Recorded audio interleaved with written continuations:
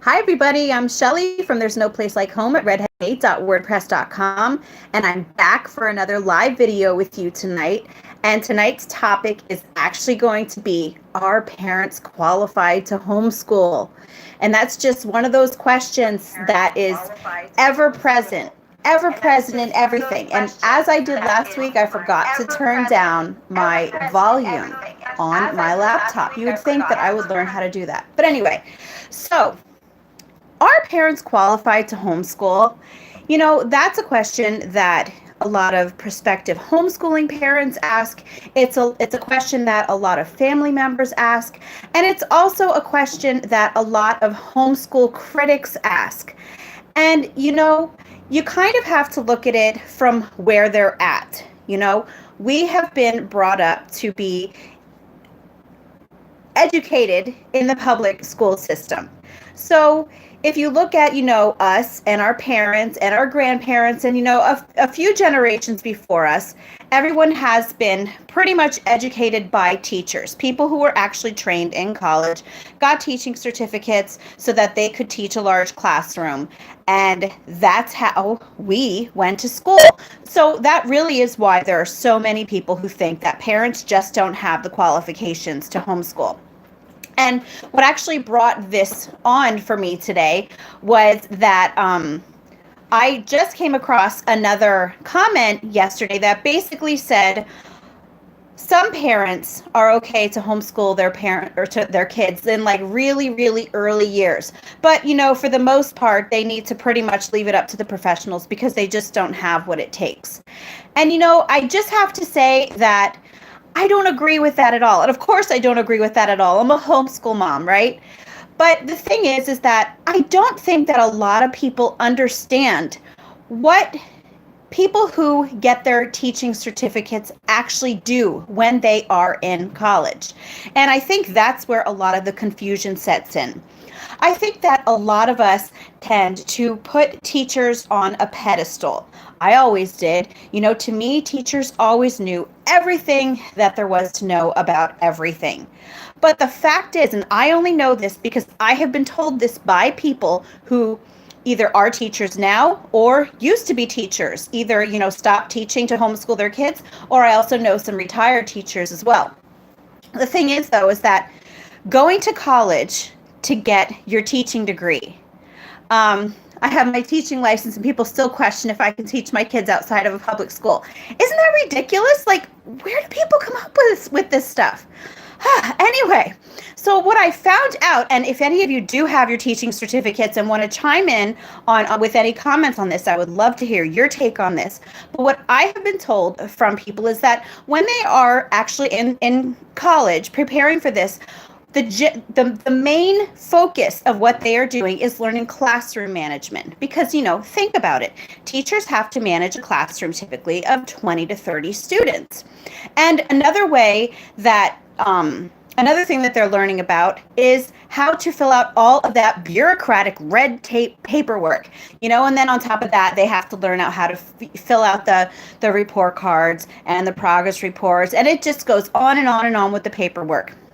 So the thing is that when people go to school to become a teacher, they do not have like some magical fairy dust come down on them that all of a sudden shows them everything that there is to know about everything. What they are doing is they are being prepared to just handle the students in a school setting. That's what it is. And the thing is that homeschool parents, we don't need to have that school setting. I mean, yeah, okay, I have 11 kids. I'm not homeschooling 11 kids now, but I have 8 this year, but I still don't need all of that classroom management stuff. Okay, so Coral Johnson actually says, I'm just gonna pop in real quick here. I went to college for elementary education. I was told so many times this is the best way to do it, but it's impossible to implement in the school setting. And then she said, yep, most of what our classes were on was management, dealing with politics, administrivia, and special ed paperwork. Yes, and I think that so many people don't understand that. They think that when people are going to school to become teachers, they are learning all of the things that they are actually going to be teaching. And that's not actually what happens at all. Because if you think about it, through a teacher's career, that curriculum changes over and over and over again. So that's something that I really think we have to get out there. We have to let people understand that that's not what homeschooling parents need to do. But I think that something else that we need to really instill in other people is that homeschool does not have to look like school. I think that's another that's something else that throws people off.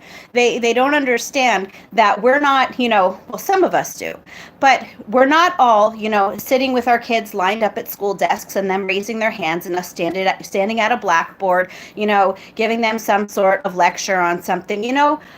Homeschooling is really about family. It's really about doing what works best for your children, the way that they learn. And I think that that is really, really hard for people to get a hold of, because we've just gotten to this point where we don't believe that learning can happen any other way other than a classroom setting.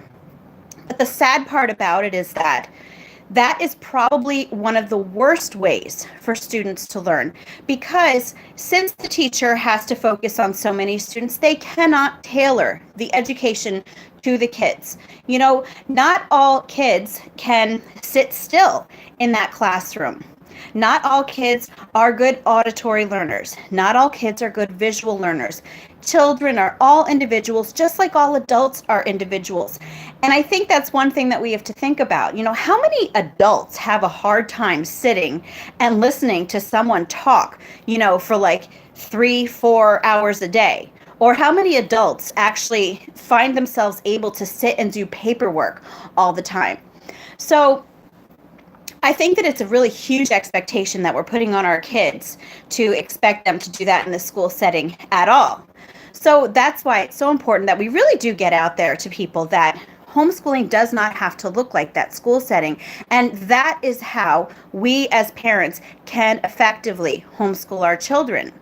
We might not know everything, but not all teachers know everything. I remember when my kids were in school, they would sometimes bring home letters from the teacher and there would be spelling and grammar errors on it. Now, am I saying that to put down the teachers? No. What I'm saying is that they're humans, just like we are. And, they don't have everything down pat, just like we don't have everything down pat. But parents actually have the most important thing, which is love for our children. And we have had the benefit of being with them since they were born. We know how they learn, we know what interests them, and we know what it takes, or at least over time, we learn what it takes to keep their interest and to make them, just not to make them, but to help them to actually want to keep learning about particular things, how to help them progress.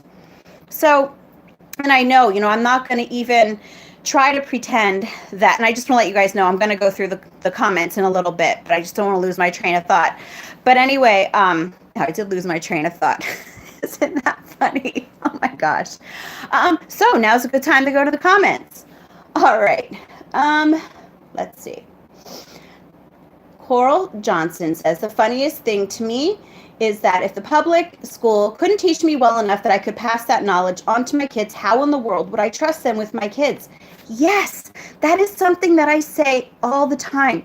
There is so much irony in the fact that people don't think that we, the parents, are qualified to teach our kids. They think that we are not smart enough. They think that we don't know enough. They think we're not resourceful enough to teach our own kids. But how did we learn? I'm going to venture a guess that most of us learned in public schools. So if public schools were not able to equip us to teach our own children, why would we send our kids there? It makes absolutely no sense. And it's something that I don't think that a lot of people actually ever put any thought into that when they say that. Let's see. Family Roots Farm says, I feel like my teaching license is a hindrance in my homeschooling journey. I have had to work hard to adapt to what my son needs for homeschooling instead of the way it is supposed to be done. Yes, you know what? You are not the first person that I have heard say that. So many times I have had former teachers tell me that their teaching degrees, their teaching certificates have actually made it really hard for them to be flexible because they spent all that time in school learning about how things should be done, that they just have a hard time letting go of that and being able to just be shaped into what their kids need them to be. I have heard that so many times.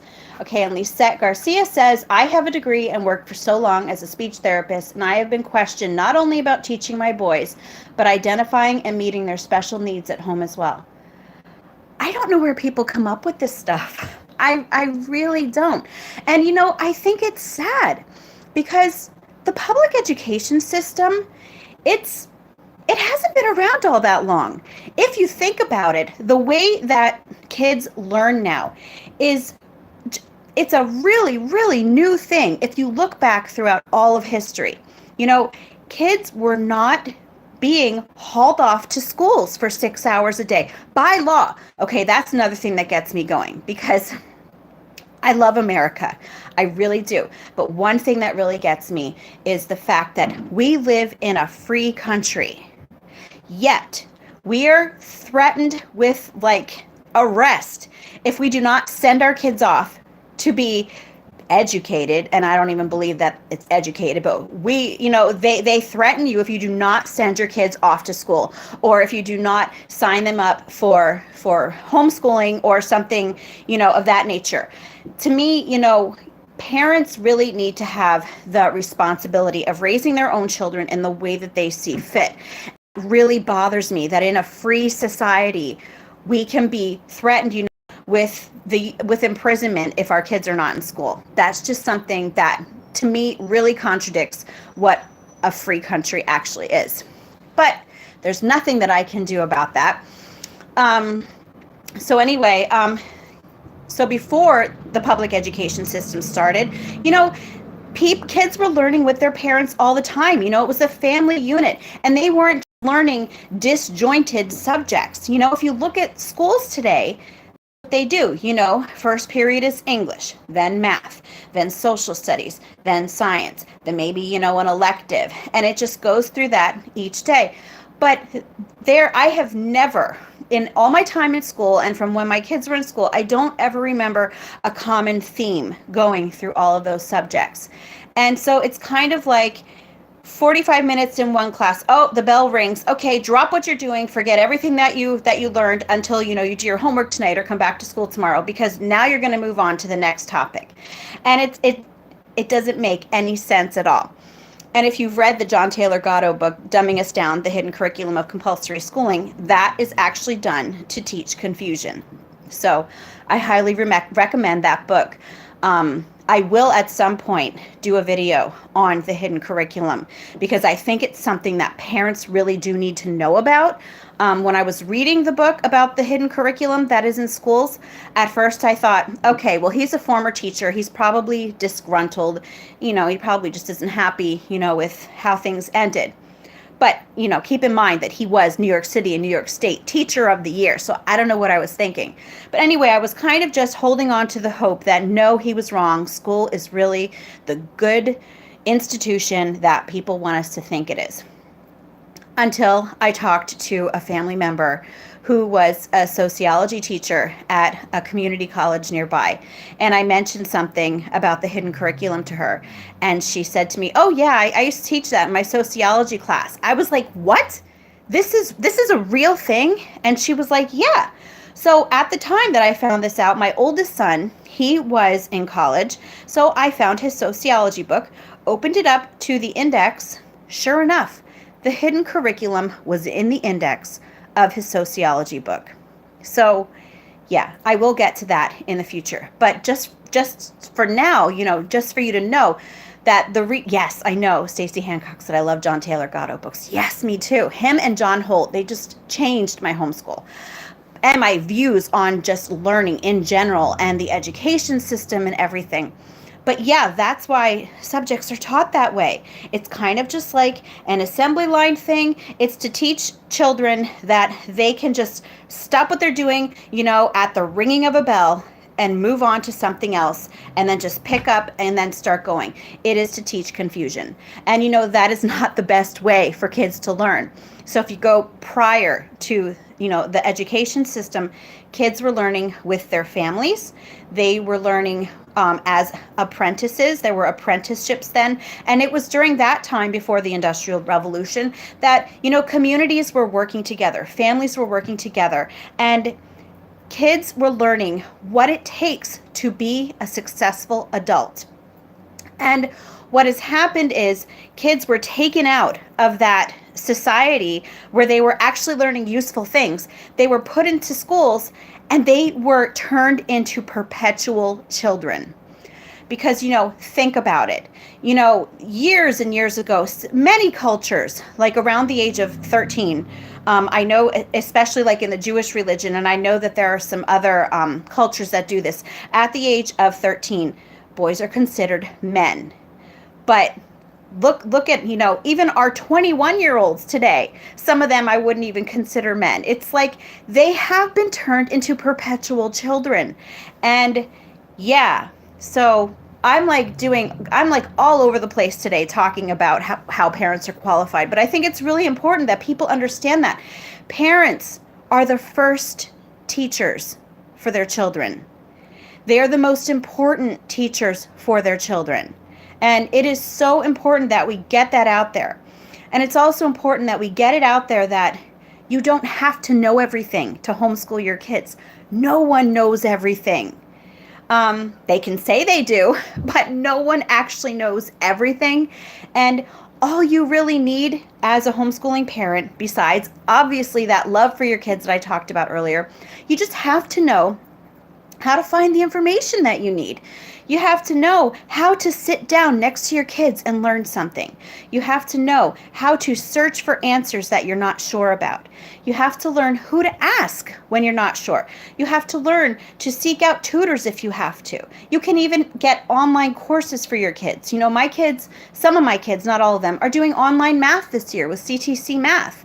And it's kind of like a big weight off of my shoulders because I just found that I do like math. I'm not going to say that I don't like math. I do like math, but I didn't like teaching math to my kids because they learn differently than I do. And I was having a really hard time empathizing when they were having a difficult time. So I was able to take that one section of our day, math, and I was able to trust, a trusted curriculum provider, an online curriculum provider, to teach my kids. And it has done wonders and they love it. And my kids even ask to do math when we're not even doing school.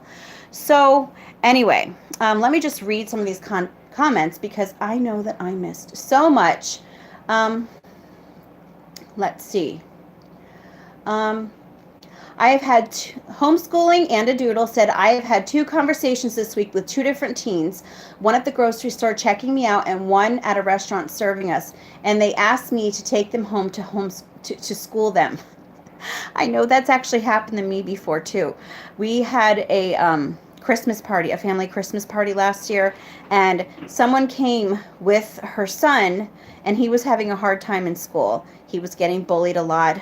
He has Asperger's and he had some other issues going on, and he was really getting bullied at school. And he actually asked me if I could homeschool him, and I felt so sorry for him. Let's see. And then homeschooling and a doodle said, yeah, I had to tell them what homeschooling is and how my kids benefit from it and still stay involved in activities, and they were wide-eyed. They kept asking me questions. They are training drones to rely on the government. Yes. Independent thinking is a hindrance to their agenda. When did we begin to believe that the public school is the only way to get an education? Yes, that was one household under God. Yes, you just took the words right out of my mouth. That is what the public education system is. It is a giant social engineering experiment. That is what they were doing. And they originally put it in place because of the Industrial Revolution, but it has completely served its purpose. If you look at the school model, it has not changed. Now, some of the curriculum may have changed. The model itself, how they do things, have not changed since it started way back, what was it, in the 1860s, I think, hasn't changed. And what has happened? People today don't have common sense anymore. They don't know how to think. All they know how to do is just take in what they're told, and they don't even think about looking into things further. People are not interested in truth anymore. And that's one thing that really gets to me, because that is going to be the downfall of our society, is when, and actually it's happening now, there are too many people who will simply accept what people tell them without looking into it. Because I just keep thinking of the book 1984. I see so many signs of the things that are happening now, even with the whole social media censorship thing. I never watched Alex Jones. I didn't. And, I'm not going to put him down or anything because I never watched him. But, that's not right. This is supposed to be America, freedom of speech. And so as soon as I found out what happened to Alex Jones, I actually went on my phone and I downloaded the InfoWars app, kind of like in defiance against the system for doing that. Because now, yes, there are people protesting this, but why aren't there more people protesting it? And, I was even shocked to see Bill Maher. Now, he is someone who is on the complete opposite end of the political spectrum to me, and I never agree with him. But Bill Maher actually said, you know what? I don't like Alex Jones. He said some things about me that I don't like, but I do respect his freedom of speech. He has the right to talk. And I was like, yes, we actually have someone who can think. And this is what's happened. It just all comes down to the fact that people have been conditioned. Kids are conditioned from little on up to listen to authority. And that's why I always say that one of the huge differences between teachers and homeschool parents. Now I do have to point out that I am not going to say anything bad about teachers, because I know that teachers put their heart and soul into, some teachers put their heart and soul into teaching these kids, but they are doing what they have to do. They are doing what they are told to do. They are told what they have to present to these kids. But the difference between school and homeschooling is school teaches you what to think, and homeschooling teaches you how to think. And, that is such a big difference. And, you will often see nowadays, schools will always be talking about individuality and about how important it is to help a child reach their fullest potential, and how critical thinking, you hear that a lot. That's like a huge buzzword in schools, critical thinking skills. But the thing is that they're not teaching kids to use their critical thinking skills, because what happens in schools when kids use those critical thinking skills and end up disagreeing with something that a teacher says? A lot of times they get punished. A lot of times they get lower grades. And now this might not happen in elementary school or even in middle school, but it does happen in high school. It certainly happens in college. So where is this critical thinking that is so important to them? If they want kids to think critically, they have to respect the fact that they're thinking deeply. Whatever happened to thinking deeply? We are so obsessed, with just keeping our eyes on screens, keeping our eyes on the phones, that we have completely forgotten what it means to be engaged communities who know what is going on in the world. Anyway, how did we get so far from our parents qualified to homeschool? But anyway, let me see. I'm just going to read through.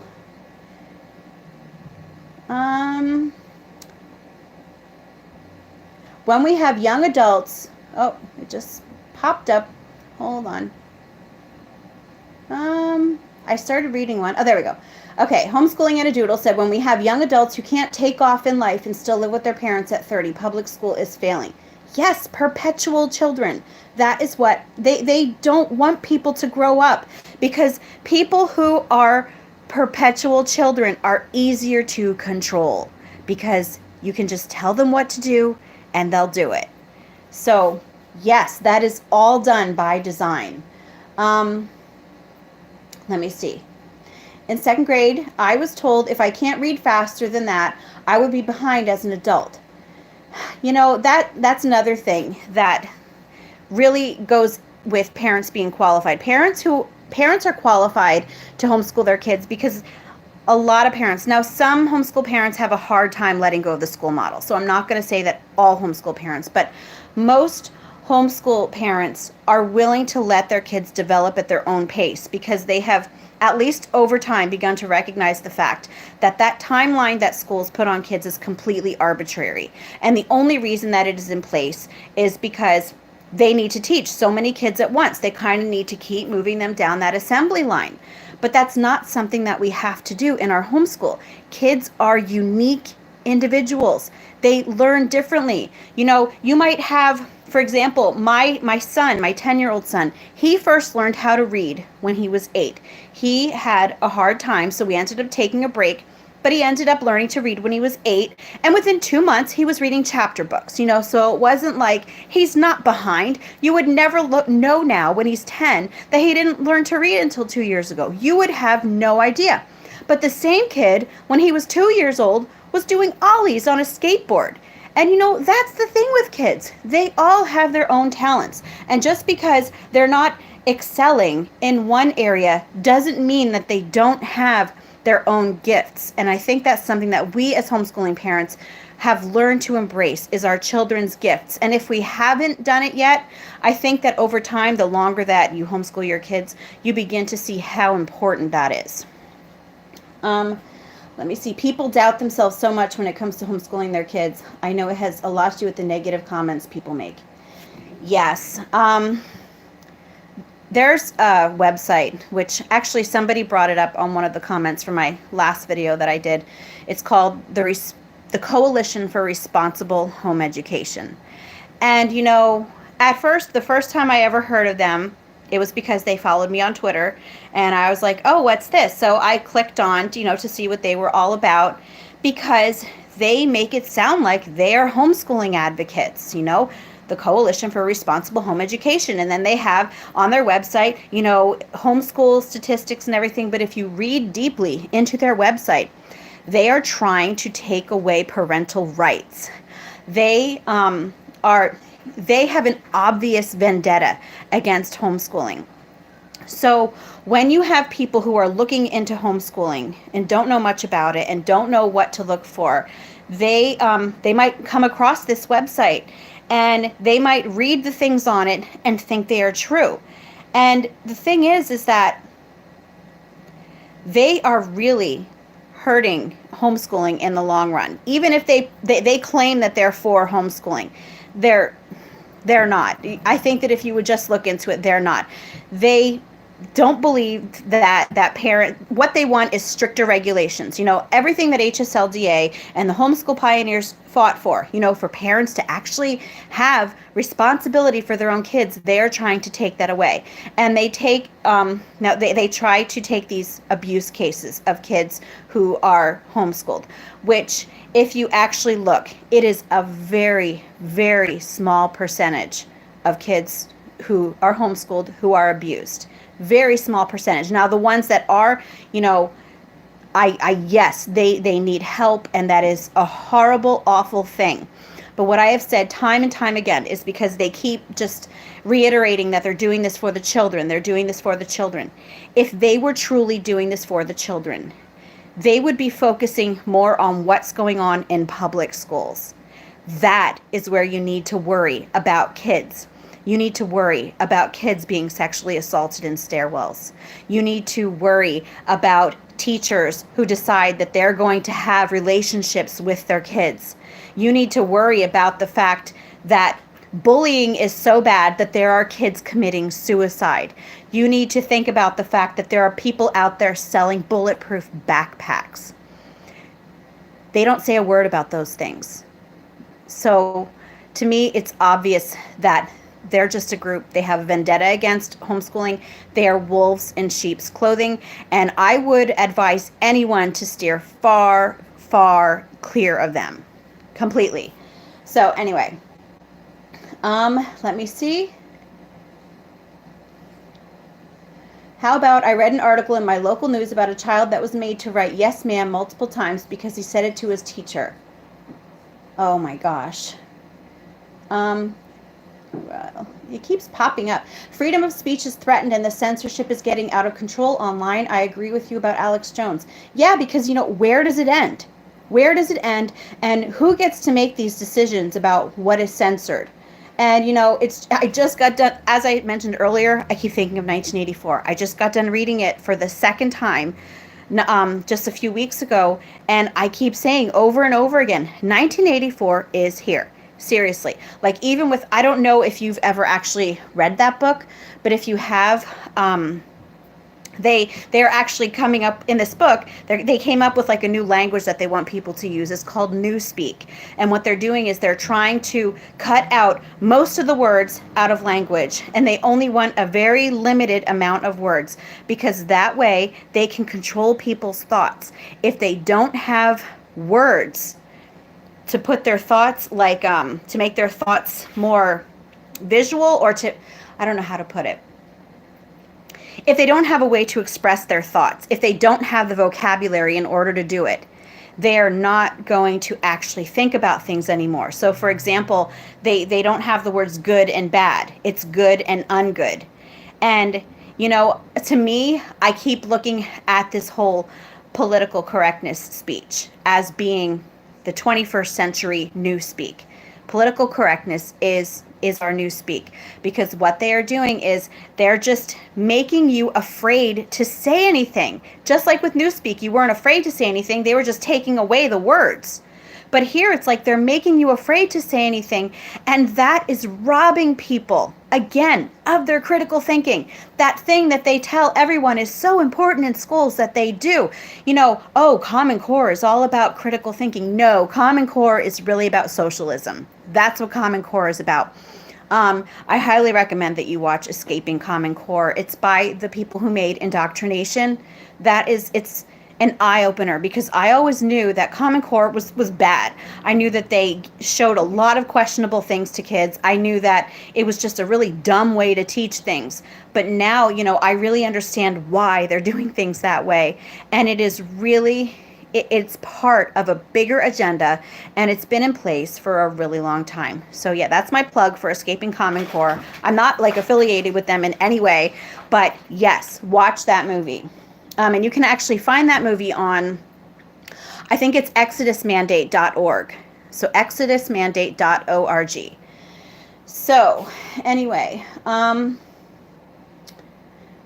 there's no space or time for critical or analytical thinking in schools when they pretty much spoon feed kids everything. Yes, that's what's happening. They don't want kids to actually figure things out for themselves. It's basically, so-and-so figured this out already, and I'm giving this information to you, but you don't have to look into it any further because someone smarter than you already figured it out. That's basically the attitude that they have. And so, like I was saying earlier, then when you have kids who, have actually looked into things more deeply, and kids who actually raise their hand and say, I kind of disagree with that, those kids are silenced. So critical thinking is not important in public schools, no matter what they try to tell you. Let me see. The queen of homeschooling, my family loves you because you have helped us so much. Oh, thank you, Shelby. I'm far from it. My kids would tell you that I am not the queen of homeschooling. I mess up lots. Okay.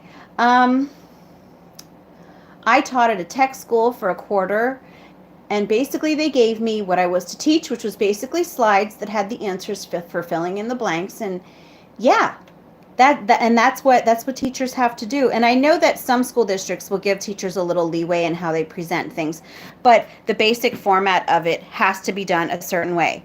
And I even have to say that things are really bad.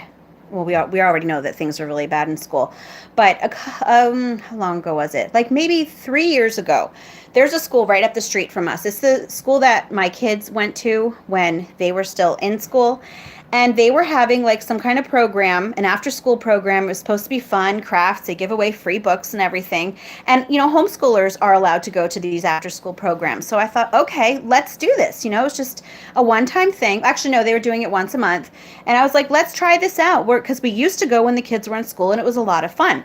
So I took the kids, we went up to the school, and I went with it was my 8-year-old. She was 4 at the time, but I had to take her like into the kindergarten group because it started at kindergarten and then went up through 5th grade, and they all got like broken up, and then they had someone from a local business like read to them, and then they got their free books and everything. So anyway, so I went to this kindergarten group with my 4-year-old, and it was awful.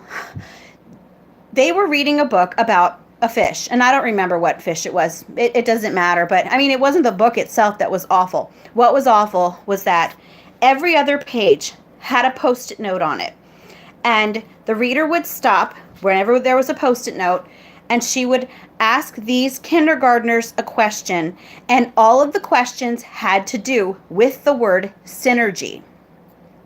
Over and over and over again. She would read a page, flip it over, Post-it note would be there. She would ask another question about synergy. And I'm sitting there with my 4-year-old, and I'm like, what is going on here? So then after the book was finally over, if you would have just read the book, even with like cute voices and stuff, it would have been over in 5 or 10 minutes. It took like 20 minutes to read that book. So finally, it came to the time for them to do their crafts. Even the crafts had little questions where these kindergartners were supposed to cut phrases out and put them in the right column and say whether it was showing examples of synergy or not. It was the strangest thing I've ever seen in my life. So then after that craft was over, they had one of those big tablets, like where they flip the page over and they write on it with marker. There were questions written on it with multiple choice answers. And they would ask all of the kids a question, and then they would have to choose the correct multiple choice answer. Let me just say, and my poor daughter just like sat there staring at me the whole time. And as we left, I said to my kids, we are never going back there again. And I feel so sorry for those kids because, as I said earlier, when my kids were in school, we went to those programs. They were fun.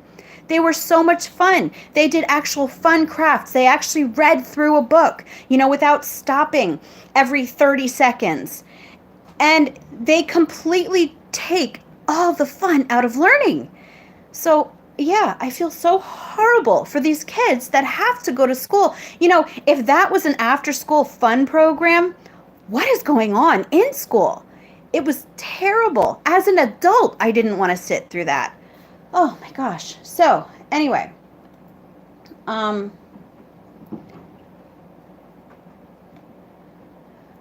me see.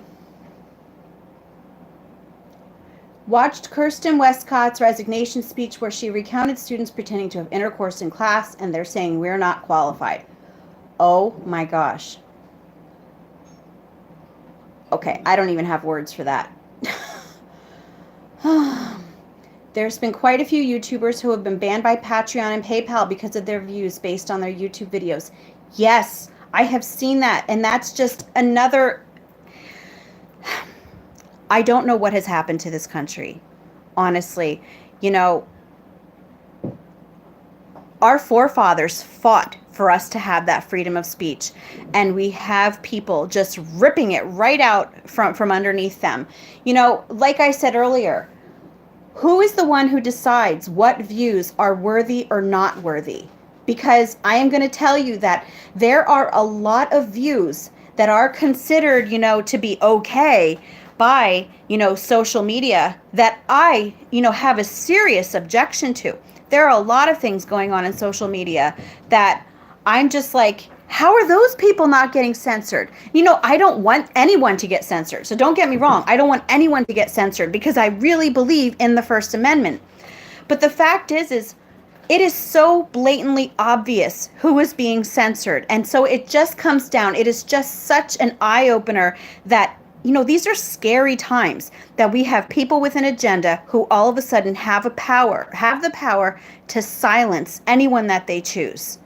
And again, we've got the masses, the masses educated by public school, and the vast majority of them, they don't even have a clue what's going on. And, if they do, they don't care. And is that really where we want to be as a society? So, anyway, the teachers would tell us, students, to never question them. Either you get it or you get left behind. After that, my mom pulled us out of school to be homeschooled. Shelby, you are so blessed that you were able to do that. Okay, Barefoot in the Country says, and when Common Core came out, I watched the video set out by the Gov as promotion, and I couldn't believe how blatant it looked like communism. Yes, and it is all part of a socialist agenda. And I never would have guessed that. I just thought it was, just a part of dumbing down the population. But if you think about it, that's really what socialism is about. A dumbed down population is exactly what socialism needs in order to work. So, let me see. I just read today something about California banning the Bible. Yeah, I've seen things about that lately. I'm not really sure what's going on with that. Is anybody here from California that could like give us a little update on that? I would love to know more about that, because it's just at the point now where even when they talk about all this fake news all the time, I'm honestly at the point where I think mainstream media, they're fake news. They really are. Because they've been caught so many times copying each other's scripts. They claim to be rivals of one another. NBC hates Fox, and, we have CNN hates Fox. Pretty much all of them say that they hate Fox. And then, we've got CBS and ABC, and they're all supposed to be separate entities, but they're not. They're all saying the exact same thing, and they're not just telling the same news stories. That would be fully expected for people to be reporting on the same news stories. No, they actually have the exact same script, and it shows that they're all owned by the same people. So yes, I will say that over and over again, that I don't even really pay attention to mainstream media anymore, because I don't know what to believe anymore. It's sad. It is so sad living this way. But, you have to protect yourself from this indoctrination that is going on. That's really what it is. Let's see. I'm just going to keep scrolling through and see what's going on.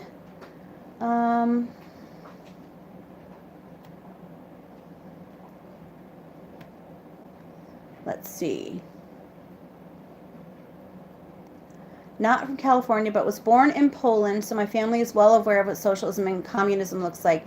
That's why we ended up here. All I can say is that is so scary what is happening.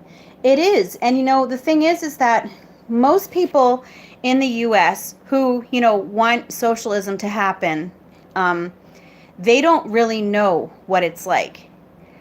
We have people coming here because they don't want to be a part of that anymore.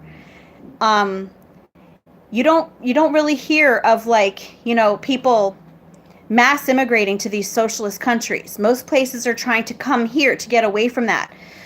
But we have these naive, I'm sorry to say it, but we have these naive people here who don't really know what it's actually like. They don't really know what it actually entails. It just, it sounds good to them. It just sounds utopian to them. But the fact is that socialism has failed. It has failed every time. I just want to thank you for all the information you have given me as a first-time homeschooling family. That was Emily Smith. You are so welcome. You are so welcome. As you can tell, I love to talk about homeschooling. And this conversation has completely kind of turned away from homeschooling. Now we're talking about the media and everything. But I think it's important because it all ties together, because we've just got this system where our kids, that you always see posts where people are being called sheep. And, a few years ago, my kids and I did a CONUS unit study activity where they learned about sheep. And, I grew up in the city. I don't know a whole lot about sheep.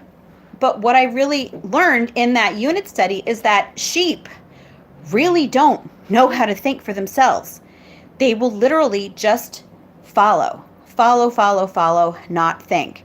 And so it's awful to say it, but when I see this sheep analogy for, people today, that's honestly what the school system is trying to create. They are trying to create sheep, people who are just going to not think, follow, do as they're told, accept things, as they're presented to them. And anyone who tries to tell them different, they just kind of push them off as being crazy, Oh, that person is a conspiracy theorist. They're crazy. Don't listen to them. But the fact is that, those conspiracy theorists, they're actually looking into things, and yes, there's some weird stuff out there. Okay. But you just have to respect people who are willing to just not accept everything that is told to them. And you also have to think that a lot of conspiracy theories turned out to be true. Like, they originally considered it a conspiracy theory that smoking caused cancer. That was a conspiracy theory. And look where we are now. And that's just one. I actually have a whole list written down somewhere of conspiracy theories that turned out to be true. So that's I think that conspiracy theory is actually a term that the CIA came up with to discredit people who don't follow their narrative. So that's what they put out there. They kind of equated conspiracy theorists with crazy, so people don't listen to them anymore. And it's, yeah. Oh, what a rabbit trail. Anyway, let me see. I think those who don't understand socialism think that equality means they'll be as rich as celebrities. We'll all be rich. We'll all be living in luxury and have everything. I know. And it's so sad because, it's just, where do they think all this money is going to come from? Well, there you go. That's critical thinking. Anyway, have you ever heard anything about a unit study called Expedition Earth? No, I did not. Have you tried it? I'm talking to Emily Smith. Have you tried it? I'll have to look into that. Barefoot in the Country said, oh, don't even get me started on the smoking and cancer link and how someone learned how to basically get the masses to shame everyone else into doing something specific. Oh, I know. We could have such a long conversation on that stuff together because, you guys know how passionate I am about homeschooling. I'm actually passionate about a lot of topics. And if you actually follow me on Instagram, you'll see that, yeah, there are a lot of issues that I really, really think are important to get out there. And I tend to just stick to homeschooling for my channel here. And as I mentioned earlier, someday I might start another channel where I start bringing up these other topics. I don't know really how I would have the time to do it right now. But yeah, I could go on all night about this stuff. It's a great geography curriculum, Coral Johnson said.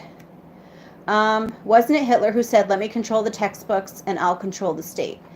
It is a weapon, education. It really is. Hence, such a push for dumbing people down. Yes. Yes. And okay, since we're on Hitler, I just really want to, okay, I know I said I wasn't going to get into any other topics, but I can't hold it in since Hitler was brought up. Fluoride in the water. I never thought anything about fluoride in the water for years. I was just like, oh, fluoride in the water. It's great for my kids' teeth. Oh, yeah, pediatrician, give my kids fluoride drops. And then I looked into what fluoride actually is. And so I'm not going to go into what it actually is now. All I can tell you is that it is toxic waste being dumped into the water supply. And to the point where people at the water treatment plant actually have to wear protective gear when they are dumping it in the water. And if you think about it, toothpaste says if your child swallows the toothpaste, you have to call the Poison Control Center because of fluoride. So getting back to Hitler, fluoride was put in the water of the Jewish people that were being held in concentration camps. They put fluoride in the water there because it made them more docile. It made them easier to control. So something that you need to look into. They were the first ones to use it. So anyway, let's see. My takeaway homeschooling the last 10 years that my child knows more than a public school could ever give her credit for. God given for sure. I completely agree. I always say things like, my 18-year-old son, he has ADHD. And, if he would have stayed in the public education system, they probably would have just kept putting him back into, like the special education classes and just holding him back just because he's active. But he is so smart. Like, seriously, that kid, and I've said before in my other videos, he would like to be a wildlife photographer, or if not a photographer, at least get into something, a career that has to do with wildlife. I was even thinking of maybe like a game warden or even like a naturalist, anything like that, because he literally can tell you any spider, any snake. Frogs. He is so good at identifying all of those things. So like anytime that we'll have some weird spider in our house, he's standing there watching me talk about him. He's pretending that he didn't hear me. But anyway, anytime there's like a weird spider in the house, or the other day somebody posted a picture of a spider on Instagram, and I was like, hey Dylan, what is this? And he told me what it was. So I'm like, I'm going to look it up and see if he's right. So I looked it up. Yes, he was right. And so that's the thing, were he to have stayed in school, I would not have known that about him, because they would have just kept holding him back. And I really think that homeschooling allowed him to just go after the things that he's interested in. And I'm hoping that he will continue to pursue that now that he's graduated. Let me see. We use Rose of Sharon Acres tooth soap. Love it. Peppermint flavor with xylitol. Yeah, unfortunately, my 7-year-old cannot have xylitol. She's being treated right now for irritable bowel syndrome. Xylitol was one thing that we were told she can't have right now. But yeah, I do use fluoride-free toothpaste. Let me say. I hope that I got, I know that I didn't get all of the comments. I hope that I got all of the questions, though, answered. But so anyway, Homeschool Honey said, I so agree. My guys were starting to struggle in public school, but since pulling them, they have so started to flourish. Yes, and that's really what happens. So getting back to that whole thing of, are parents qualified to homeschool? Yes, that is how kids flourish, because parents are willing to let kids be who they are. So we just use baking soda for brushing our teeth. I've thought of that. I think my husband would rebel. He's big on taste. And even like the fluoride-free toothpaste, it doesn't taste the greatest. My kids don't really enjoy it all that much, but I think that it at least has some sort of flavor. My husband's funny that way. Like even fresh green beans, my husband's favorite vegetables are green beans. So I made fresh green beans yesterday and then like the other day, and he barely touched them. He wants me to make canned green beans. So it's just, there are just some things that he's big on taste like that, and he gets set in his ways about certain things. Let's see. Where am I? Just gonna keep going. So here's a question. Do you see the push for more oversight in the homeschooling arena to become a thing, especially as it is becoming more popular? That is one of my biggest fears. That was Nella Novi. That is one of my biggest fears, is that as much as I would love for everybody to homeschool, because I honestly think that is the only way to keep people truly educated, they are going, when I say they, I mean the government, they're going to eventually rebel against the success of homeschooling. Because I think that when it first started, they kind of looked at it as a fluke, and they thought that it was something that wasn't going to continue. And here we are all this time later. We've got I've seen anywhere between 3 to 4.5 million homeschoolers, on the last study that I read. And that's homeschoolers who are registered. Sorry, I have to adjust my pillow. I have to sit in a pillow because I'm so short. But anyway, so homeschoolers that have been registered, so between 3 and 4.5 million. And so what's basically happening is, I already said that the public education system is a giant social engineering experiment. That is their training camp for the worker bees, for the drones. So when you have this mass exodus of people go out, start homeschooling where they are actually taught true critical thinking, where they are encouraged in entrepreneurship, in not just following the status quo, they're going to push back. And that is a huge fear that I have. I see, all of this stuff going on in California with homeschooling and, in other states. It's just, I hate to say it, but I honestly think that the more homeschooling grows, it's just going to get worse. They're not going to want to lose all of those, potential worker bees for their schools. And it's sad to say that, but I truly believe that. My daughter, oh, I just missed it. It just went up. My daughter has been asking me to homeschool for about 4 years. I'm a single working mom. Keep me from doing it, but now I'm doing it and hoping my eldest daughter lets me homeschool my grandson. Oh, that would be awesome. So you are an inspiration then. Elaine Villanueva, I don't know how to say your name, but Elaine Villanueva, you are an inspiration. And I really think that I would love if you would leave some comments here about how you did that, just like a few little tidbits of information, because I've always got people asking about being single moms who homeschool. I think that, it's just a lot of single parents think that they automatically can't homeschool because they, are working and they don't have someone to watch kids while they're at work. And I would just love, if you could share some of the logistics of how you do that.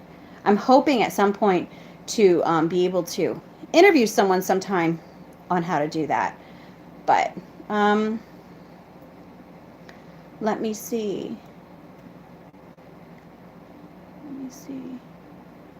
You could probably make homemade toothpaste with baking soda, coconut oil, and peppermint essential oil.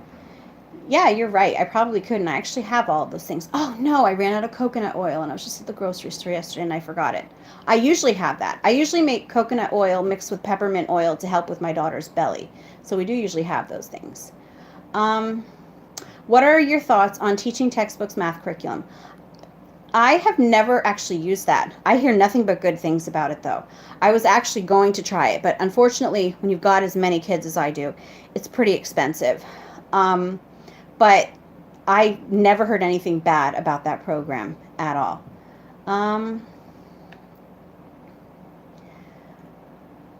I had to chuckle too watching so many of your other YouTube videos. I love it that you are so passionate about what you believe in, especially homeschooling. Yeah, that's like my downfall. And I was actually reading something on INFJs, and they said that they're like passionate to a fault. And I'm like, that's me. I'm an INFJ, and yes, I'm not going to deny it. I am passionate to a fault. I just cannot help myself. Anyway, I would do a free trial before committing to teaching math curriculum. My son didn't care for it. Oh, see, there we go. So I'm glad that there are people here who have actually done that. See? Your passion is why I still watch you. Oh, there's a lot more where this came from. My poor husband. He's probably really thankful that I have this YouTube channel because I am no longer standing next to him talking his ear off. I have an outlet for all of this angst. Could you call it that? I don't know. Once I get interested in something and see injustice in the way things are being done, I cannot help myself. Anyway, let's see. Boy mom of 2. Hello, I came in late, but glad I caught it. I'm glad you're here too. How many people here are members of HSLDA? I am. I'm a member of HSLDA. I think it's one of the best things that you can do as a homeschooling family. I know there are some people who don't quite agree with everything that HSLDA does because they think they're kind of political. But you know what? When it comes down to it, if they're going to defend our freedom to homeschool, I am going to support them 100%. Let's see. I think teaching math is spiral. There's nothing wrong with it, but I know my kids don't learn well with that sort of setup. I actually think Abeka math is spiral. The homeschooling Grammy's here. Yay, hi. The Abeka math, I think, is actually a spiral approach too, and only my kindergarten, second, and third graders use that this year, the Abeka one, and that approach works well for them so far. So we'll see if it continues. Um, hmm. Stacy Hancock, I need to join HSLDA due to moving states every 3-ish years, military life. Oh, thank you so much for your service. My son, he was military police. His contract just ended last October. He was reserves though, so he was never like overseas or anything. Um, anyway, what was I going to say? Oh, HSLDA, yes. It's a great investment. It's like $10 a month. It's so worth it. Like if you get the automatic payments taken out every month, you just don't even notice, but you've got that protection. So, let's see. Um, I've always looked at HSLDA as like the equivalent of NRA for gun rights. Political or not, I see them becoming a key player in a possible future fight for our rights to homeschool. Yes, it's kind of like that term, don't throw the baby out with the bathwater.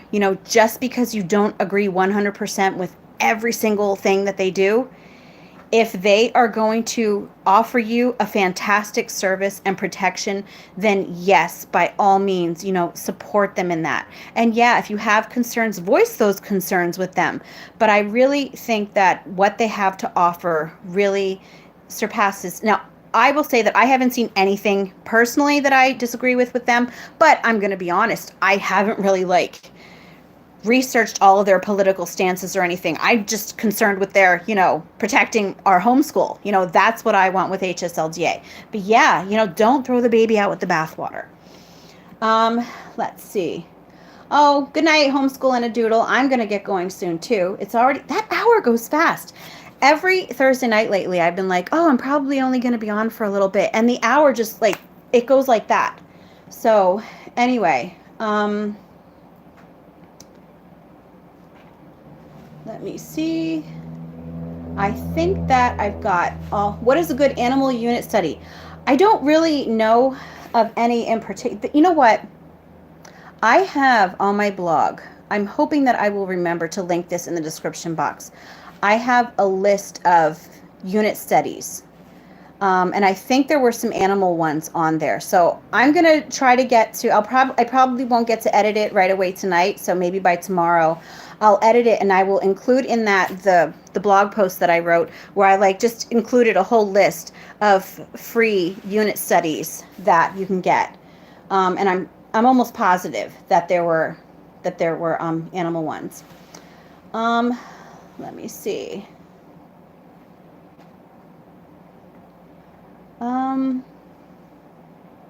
Do 2 hours next time. You know what? One of these times, if you get me on a topic that's going to keep getting me talking and talking and talking, yeah, I could easily talk 2 hours. That's why I've got a drink right next to me, actually, which I'm going to drink right now because my throat was getting dry. Anyway, so I'm glad you reminded me of that. So anyway, Coral Johnson said, by the time my baby graduates, assuming I homeschool the whole time, it'll have averaged to $40 a year. Wow, really? $40 a year. Oh, okay. I was thinking a month. I was like, what? Really, that much? I see it's a year though. Okay, I got it. Finally read John Holt, How Children Learn. I was convicted of my parent teaching style. Thanks for the recommendation. Oh, John Holt, he's a real game changer. I wish he were still around. Let's see. If you are looking for a single homeschooling mom, a girlfriend of mine homeschools, widowed mom, and they travel, live in an RV, her YouTube is Dorky Thrifter, sweetest gal ever. Oh, to talk to.